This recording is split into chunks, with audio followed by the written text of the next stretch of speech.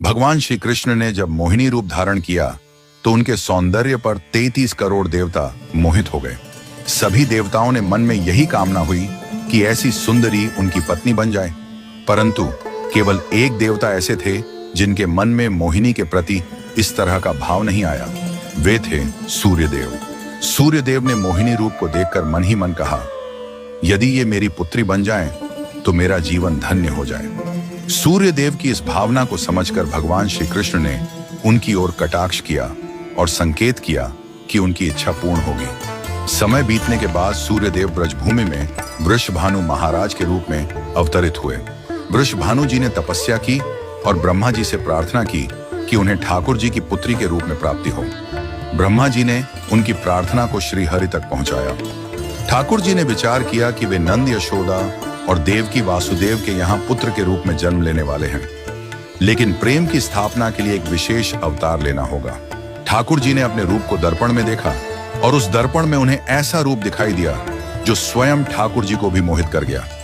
यह रूप ठाकुर जी का ही स्त्री रूप था। उन्होंने इस रूप को स्थिर किया और लक्ष्मी जी के वस्त्रों, आभूषणों और श्रृंगार सामग्री का उपयोग करके इस दिव्य स्वरूप को सजाया। जब यह स्वरूप पूर्ण हुआ तो ऐसा प्रतीत हुआ मानो सूर्य और चंद्र का एक साथ मेल हो गया हो।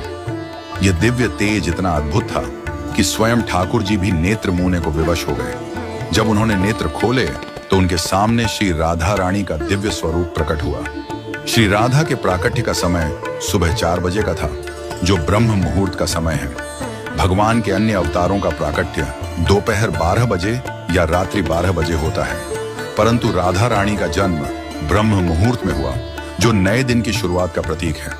यह इस बात का संकेत था कि प्रेम का प्रकाश संपूर्ण विश्व में फैलने वाला है। राधा रानी के अवतरण पर वृषभानु महाराज और कीर्तिदा माता के घर उत्सव मनाया गया।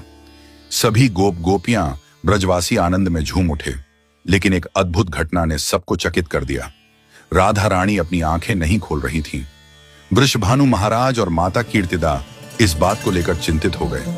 कई साधु संत और विद्वान उनके दर्शन करने आए, लेकिन किसी के भी प्रयास से राधा रानी ने अपनी आंखें नहीं खोली। तभी देवताओं के आग्रह पर नारद मुनि वहां आए। उन्होंने राधा रानी के पास बैठकर उनकी स्तुति की। नारद मुनि ने जैसे ही स्तुति गाई, राधा रानी ने पहली बार अपनी दिव्य नेत्रों से नारद मुनि की ओर देखा। उस समय राधा रानी का स्वरूप ऐसा था मानो मृग नयनी सुंदर बालिका अपने पालने से झांक रही हो। यह दृश्य देखकर नारद जी आनंद से झूम उठे। उन्होंने अपनी वीणा और करताल बजाकर कीर्तन प्रारंभ कर दिया और गाने लगे, जय राधे जय वृंदावन वासिनी। वृषभानु महाराज यह